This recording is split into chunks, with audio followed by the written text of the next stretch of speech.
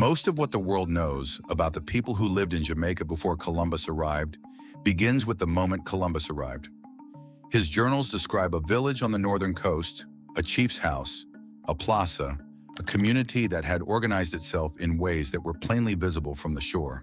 He named the island Santiago and pressed on. What he observed across those few days has become the starting point for almost everything that has since been written about the island's pre-Columbian past. That starting point sits somewhere in the middle of the actual story.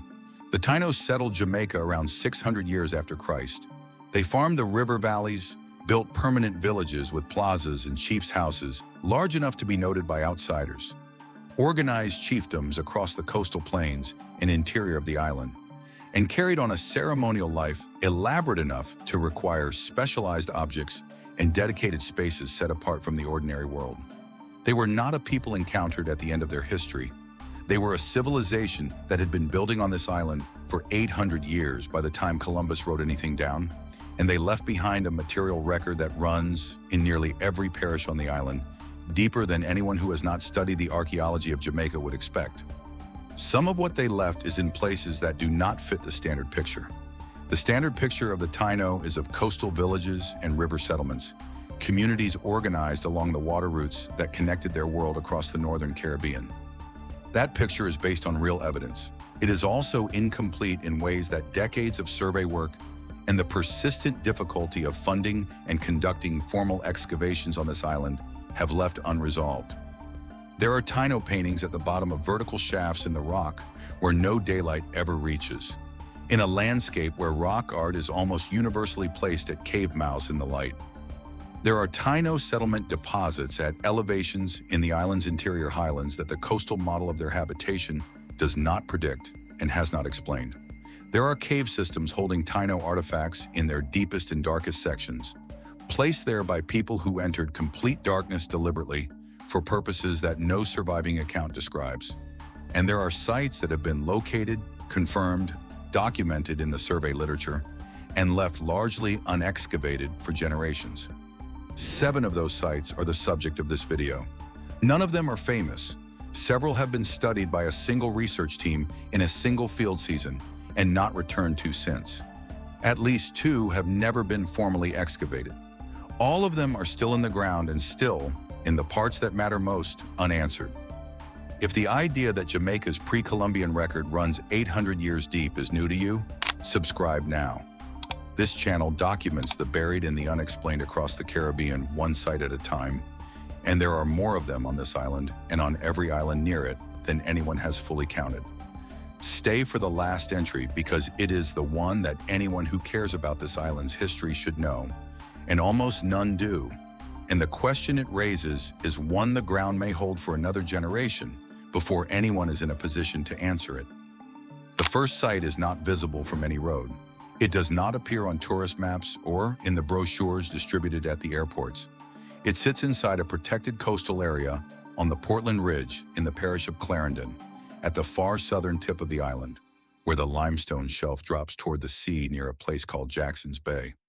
From the shoreline, the landscape presents itself as bare rock, dry scrub, and the kind of featureless coastal terrain that does not draw visitors. What it contains underground is a different matter entirely.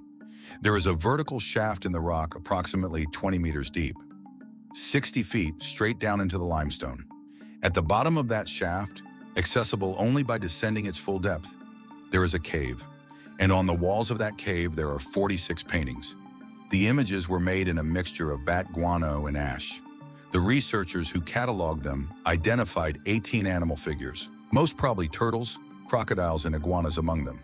There are 7 human figures, there are 8 geometric shapes, and there are 13 images that the study team, after careful examination, classified as undefined.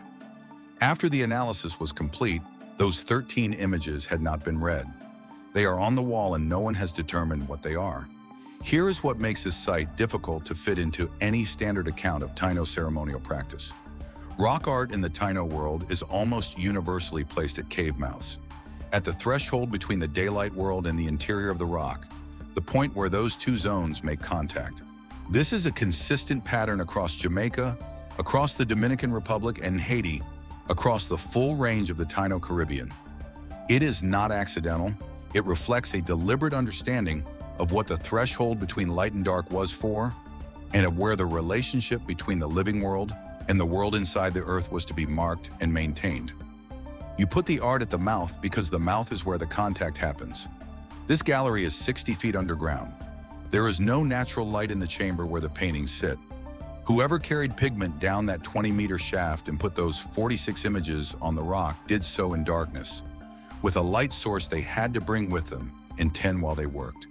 They went past every conventionally used surface, past every cave mouth within reach of this site, and descended into a pit to paint in a place where no one standing at ground level would ever see what they had made. Why they chose this location specifically, what the chamber at the bottom of the shaft meant to them, and what the ceremony or practice that placed them there required are questions that the formal literature on this site has not resolved. The paintings have never been directly dated. The only radiocarbon result produced from the cave, 950 years before the present, came from fossil guano collected from the surface of the cave floor. Whether that date has any relationship to the paintings on the walls is not established. The guano in the images could be from entirely different periods of use. The wider cave system extends more than 2,000 meters into the limestone ridge beyond the painted chamber. No survey has followed the cave to its end or documented what the interior sections contain.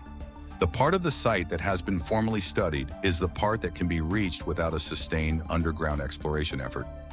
Everything beyond it is still in the rock. The paintings are still on the walls at Jackson's Bay. The shaft is still 60 feet deep.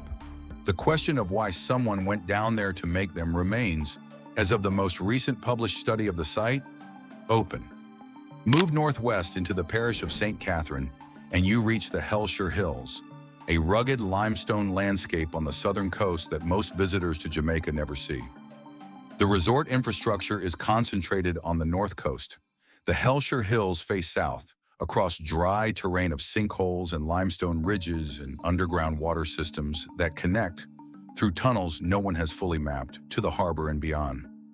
It is a difficult landscape to move through without knowledge of the terrain. It is also one of the most significant Taino landscapes on the island, and most of what it contains has never been formally studied. In the interior of the Hellshire Hills, there is a cave system built around a freshwater sinkhole. It is called Two Sisters Cave, a twin cavern system that opens above a pool of cold fresh water at the bottom of a limestone shaft. On one wall of the cave, carved into the rock at the edge of the water, there is a human face. That face is the only image in the cave, a single Taino petroglyph, estimated to be approximately 700 years old, cut at the waterline and positioned to face whoever stands at the edge of the pool. There is nothing else on the walls. What Two Sisters Cave does not contain is as significant as what it does contain. There are no domestic deposits, no middens, no remnants of food preparation, no pottery from daily use, no debris from the ordinary activities of people living in a place. The cave shows no evidence of habitation in any conventional sense. No one lived here, worked here, or stored food here. It was not a residence, it was not a shelter, it was something else. The single recovered object that speaks most directly to what the cave was used for is a duho. A duho is the carved wooden seat used by a Taino chief or shaman during formal ritual practice. It is not a domestic object. It is a ceremonial one, associated specifically with the activities of spiritual and political leadership in Taino society. The duho recovered from Two Sisters Cave is now in the National Gallery of Jamaica. Its presence in the cave, alongside the single carved face at the waterline and the complete absence of any everyday material, places this site in the category of dedicated ceremonial use. Something was done in this cave. What it was, who performed it, how often, and why this specific freshwater pool hidden in a dry limestone landscape at the edge of Kingston Harbor was the place chosen for it, are questions that have not been recorded in any surviving account. The cave system connects to other caverns through limestone tunnels that run underground for considerable distances and have never been fully mapped. The depth of the pool at the cave's center has not been measured to its bottom. What lies beyond the accessible chambers is not known. The cave was once open to visitors, Authorities closed it in 2014 following safety concerns about the stability of the rock around the pool and the unmarked depth of the water. Warning signs went up at the entrance. The development corporation responsible for the area noted publicly that visitors who entered past the signs demonstrated a disregard for their own safety. The signs are still posted. The cave is still closed. The carved face is still at the waterline, and the record of what was practiced in that chamber has not been found. Further along the northern coast in the parish of St. Anne, near the town of Discovery Bay, a cave system opens into the limestone above the sea. It is known today as Green Grotto Caves, and it has been operating as a tourist attraction since the 1970s. Guided tours lead visitors through passages fitted with lights to a saltwater lagoon 36 meters below the surface. The tour lasts about 45 minutes and ends at the lagoon. Most visitors leave with an impression of the cave as a striking natural feature and leave knowing relatively little about the full scope of what the cave system holds or how it has been used. The Taino knew this cave. Artifacts from the pre-Columbian period have been recovered from within the system. Rock art has been identified in sections of the cave. The site's importance to the Taino is not disputed. What is less widely discussed is where some of that material was found within the cave. The cave extends considerably beyond the passages the tourist route covers. In the deeper sections, where no natural light penetrates and where moving through the passages requires both a carried light source and prior knowledge of the cave's layout, Taino ceramic material has been found, along with objects associated with ceremonial rather than everyday use. Someone brought those objects into the deepest reachable sections of Green Grotto caves and left them there. Entering those sections deliberately required preparation. A light source had to be carried and kept burning through passages that narrowed and descended. The route had to be navigated in near or complete darkness. The effort required to reach the inner sections of this cave was not trivial, and anyone who made it did so with a clear purpose. Whatever was being done in the darkest interior of Green Grotto caves was done intentionally and more than once. No surviving account describes a ceremony or purpose that took people into the deep interior of this cave system. The Spanish used the caves after the Taino period. British naval forces reportedly stored materials here during the Second World War, taking advantage of the same natural concealment that had made the caves useful across centuries. Both of those later uses are at least partially documented. The Taino use, which was the earliest and the longest in duration, is the least understood. The tourist route ends at the lagoon. Beyond it, the cave continues. The sections that contain the deepest Taino material are not on the map given to visitors at the entrance. They are not marked or signed, they are still in the rock, and the question of what people were doing in them 800 years ago remains without a recorded answer. When Christopher Columbus arrived on the northern coast of Jamaica in 1494, he did not find an empty shore. He found a village. His journals and the accounts written by members of his expedition describe a Taino settlement of considerable size on the north coast of the island. They recorded the name of the village as Mema. Some transcriptions of the early accounts render it as Merm. Columbus described a chief's house, a plaza, and a settlement organized in ways that indicated permanent occupation and a population of scale. The village was large enough and sufficiently organized to be noted in the record of the voyage specifically, by name, as a place that merited description. The Spanish established their first colonial settlement on Jamaica in 1509. They located it on or immediately adjacent to the ground where Mema had stood. The town they called Sevilla La Nueva was built on top of a Taino community that had been there for generations before the Spanish arrived. They were not building on empty land. Seville Heritage Park in the parish of St. Anne now covers roughly 300 acres on the northern coast, holding the layered archaeological record of this repeatedly occupied ground.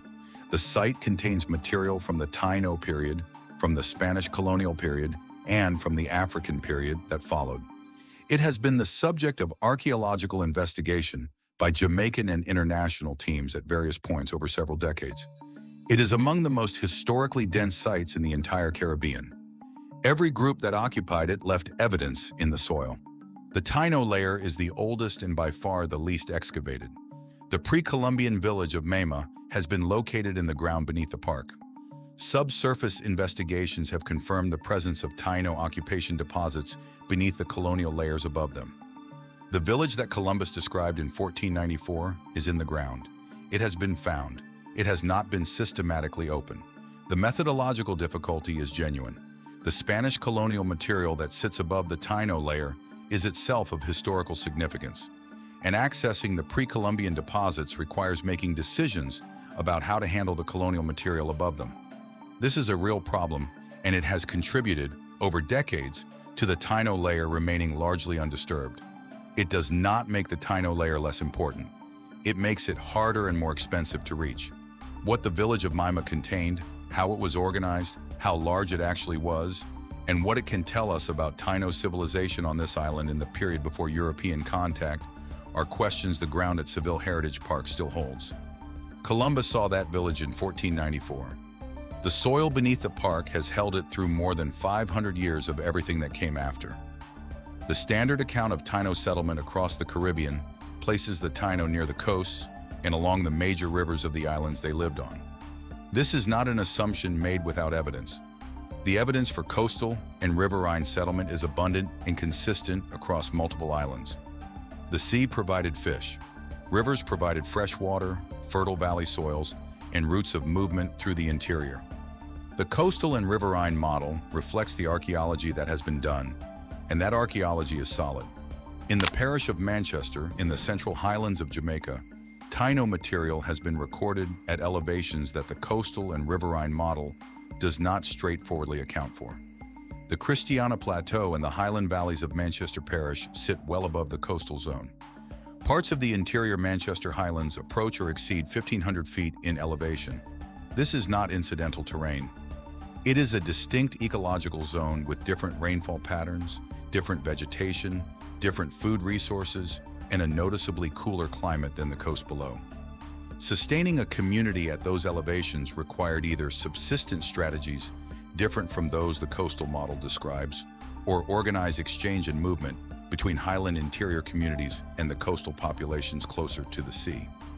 Either possibility implies a degree of internal organization and inter-community connection across Jamaica that models of Taino society as primarily composed of independent coastal villages do not fully describe.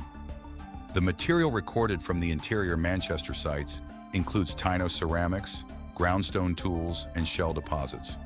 The shell deposits carry particular weight because shell debris in an interior highland site at 1,500 feet means that coastal resources were being transported in quantity into the highlands. That implies either sustained movement between the coast and the interior by the same people, or trade networks connecting highland communities to the coastal economy. Both possibilities suggest a more complex and more territorially extensive Taino society in Jamaica than the standard picture shows. None of the Highland Manchester sites have been formally excavated. The ceramics recorded from them exist as surface collections that have not been formally analyzed in any published study. No field season has targeted these sites as a primary research focus. What a systematic excavation of this ground would reveal about the organization of Taino society in Jamaica's interior remains unknown. The plateau is still there. The surface material is still on the ground. The soil beneath has not been opened. In the interior of the parish of St. Anne, the land rises from the north coast into a series of river valleys, limestone ridges, and enclosed highland basins that the resort towns along the shore are largely unaware of. The visitors on the coast move along the waterfront and the resort corridors. The limestone interior rises behind them and draws very little of the attention that the coastline receives. The Aboukir Valley lies southwest of the main coastal corridor in St. Anne, accessible by road but removed from the agricultural and tourist zones that have received the most sustained attention. It is a limestone drainage system enclosed by ridges, with a valley floor that holds agricultural soil and a reliable water supply from the drainage. It is the kind of terrain that the Taino consistently settled across Jamaica. Survey work in the Aboukir area has identified not a single isolated site, but a cluster. Multiple concentrations of Taino ceramic material, shell deposits, and worked stone distributed across different parts of the valley in a pattern that suggests sustained occupation at several locations within the same drainage system rather than a single village. A cluster of this kind in the archaeology of the Taino Caribbean typically indicates the territory of a Cachacazgo, the politically organized unit centered on a principal village with satellite communities in the surrounding area that formed the basic unit of Taino governance and land use. The resources of the Aboukir Valley would have supported a permanent population. The valley floor provides agricultural land. The limestone ridges above it provide the cave systems and rock surfaces that Taino ceremonial life made regular use of. The drainage connects the enclosed interior to the coast to the north. What the cluster pattern in the Aboukir area implies is a community of meaningful size organized around this interior valley, operating as part of the wider Taino territorial landscape of St. Anne, connected to the coast and to the larger political structures of the island's pre-Columbian world. None of the Aboukir Valley sites have been formally excavated. The surface collections that establish the cluster exist, but have not been followed by subsurface investigation. The chronology of occupation in the valley, the internal organization of the settlement pattern, the relationship between the Aboukir cluster and the documented Taino sites along the northern coast, and the total duration of occupation represented by the material on the surface are all questions without answers. The ceramic material identified in the surveys is still being analyzed. The valley is still there. The surface scatter that revealed the cluster is on the ground. The soil beneath it has not been opened. Return to the Hellshire Hills of St. Catherine, the dry limestone coastal landscape that holds Two Sisters Cave. The cave and its single carved face and its unmapped underground tunnels are one part of the Taino record in this terrain. They are not the whole of it. Scattered across the coastal and near-coastal zone of the Hellshire Hills are shell-midden deposits, the accumulated debris of generations of Taino coastal activity. Shellfish processing, fishing camps, the settled residue of people who lived and worked this landscape across periods measured in centuries. These midden deposits have been noted in survey reports across several decades of work in the area. They have not been systematically excavated. Beyond the middens, the Hellshire Hills contain petroglyph sites in addition to Two Sisters Cave. Carved figures on limestone outcrops in the interior of the hills, in positions that require deliberate travel to reach and that are not visible from the main coastal paths.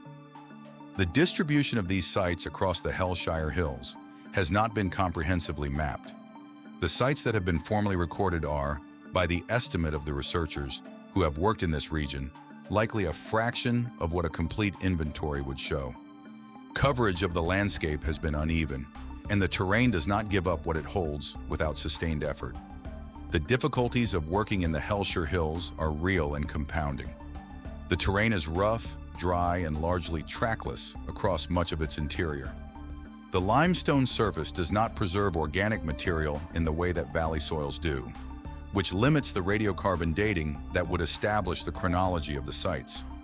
Parts of the Hellshire Hills fall within the Portland Bight Protected Area, which adds a layer of administrative process to any formal fieldwork in the region. And the landscape has never been the focus of a sustained multi-season research program that could systematically cover its extent and document what it holds. What the Hellshire Hills contain beyond Two Sisters Cave, beyond the midden deposits identified by surface survey, and beneath the ground that has not been opened, is a question that remains unresolved. The full extent of Taino occupation in this landscape, how long it lasted, how the communities here were organized relative to those elsewhere on the island, and what the carved figures in the interior of the hills record about the ceremonial life of the people who put them there, are questions the published literature has not yet answered. The hills are still there. The middens identified in the surveys are on the ground. The petroglyphs that have been recorded are on the rock. And the record of what happened in this landscape before the colonial period arrived is, in most of its substance, still waiting in the ground for someone to reach it. 7 sites across a single island, none of them widely known, several never formally excavated. All of them holding records the ground has not yet released. The Taino were in Jamaica for 800 years before Columbus put anything in writing about them. They organized a civilization across the valleys, coastlines, and interior highlands of this island. They painted in complete darkness at the bottom of vertical shafts in the limestone. They built ceremonial sites at hidden freshwater pools in dry rocky hills far from any settlement. They occupied highland interiors at elevations that the standard model of their civilization does not predict. They organized territorial systems across enclosed inland valleys that archaeology has located but not yet opened. They placed objects deep in cave systems that required real effort and preparation to reach, for purposes that no account has preserved. Archaeologists have documented Taino sites in all 14 parishes of Jamaica. The great majority of those sites have never been excavated. The painted chamber at the bottom of the pit at Jackson's Bay, the carved face at the waterline in the Hellshire sinkhole, the unexcavated village deposit beneath the ground where Columbus described Mima in 1494, the Highland material on the Manchester Plateau, the interior cluster in the Aboukir Valley, the middens and petroglyphs distributed across the Hellshire Hills, all of it is still there. The record of this civilization is not gone. It is in the ground. And how much of it there is across this island and every island near it in the Caribbean is a question that is still being worked out. Subscribe and we will keep looking for where it is buried.